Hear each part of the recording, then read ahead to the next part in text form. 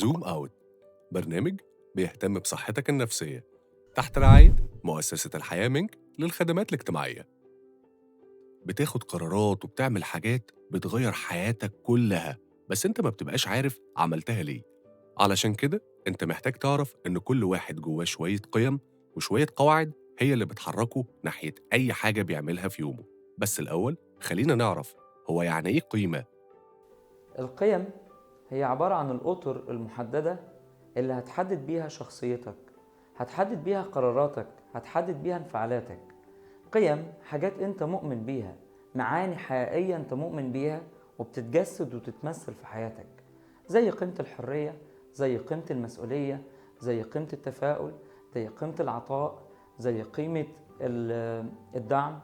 كتير من القيم كل واحد فينا بيختلف يكتسب أنهي قيم ويترك أنهي قيم. وزي ما في قيم إيجابية في قيم سلبية، وفي فرق كبير جدا ما بين قيم بتحكم تصرفاتي وأفعالي وانفعالاتي وقراراتي وعلاقاتي، وفرق بين قيمتي أنا وإحساسي بقيمتي أو قيمتي الذاتية أو صورتي عن نفسي. القيم هي اللي من خلالها بيتحدد المسار اللي هتمشي فيه والتراك اللي هتمشي فيه.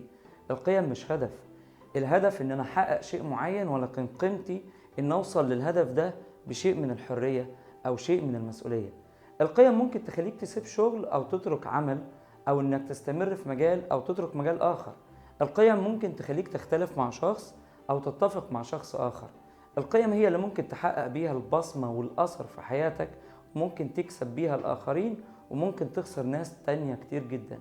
القيم يعني وجود معنى حقيقي لوجودك في الحياة.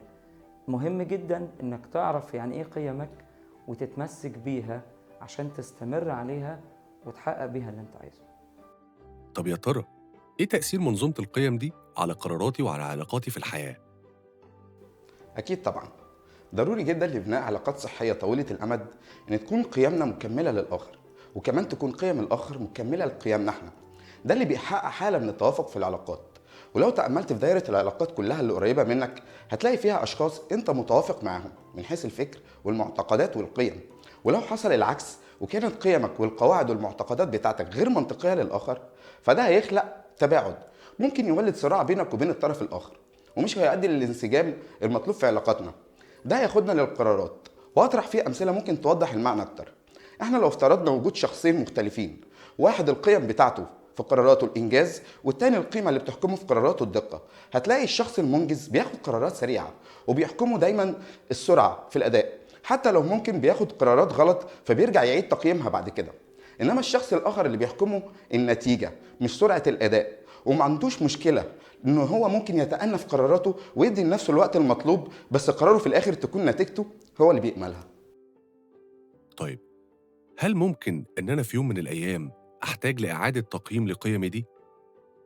اعتقد ان المعيار اللي اقدر اشوف بيه هل قيمي دي اصلا محتاج ابقي عليها في حياتي او احتاج اغيرها، هي مدى اثر القيمة دي على المعنى بالنسبة لي، على منظومة المعنى في حياتي. هل قيمتي دي بتدفعني للامام وبتجعل حياتي اكثر غنى واكثر قدرة على الانتاجية، ولا حاجة بتعوق نموي؟ أعتقد لو القيم دي حاجة بتعوق نموي، فدي حاجة محتاجة مني إعادة تقييم القيم. طب يا ترى هو لازم المجتمع يقبل قيمي؟ ولو حصل رفض أتصرف إزاي؟ لا طبعا مش لازم كل المجتمع يقبل قيمي، لان احنا كلنا مختلفين وبالتالي قيمنا هتكون مختلفة. طيب في حالة الرفض او الهجوم من الناس في المجتمع على القيم بتاعتي، هيكون عندي اختيارين. يا اما في ناس هقدر اتناقش معاها وهيكون في تبادل افكار عن القيم بتاعتي وبتاعتهم، وبالتالي الدنيا هتكون بسيطة.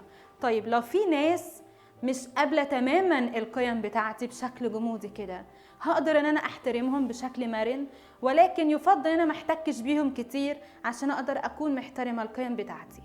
طيب يكون في العلم انه لما بيحصل صراع او الهجوم على القيم بتاعتي، ده بيحطني بشكل كده تحدي، بانه يا اما هتنازل عن القيم بتاعتي وبكده هقدر اكون بتراجع عن خطوات كتيرة قوي انا مشيتها نحو القيم بتاعتي، يا اما بالنسبة لي هيكون فعلا بشكل بتمسك فيه اكتر بالقيم بتاعتي.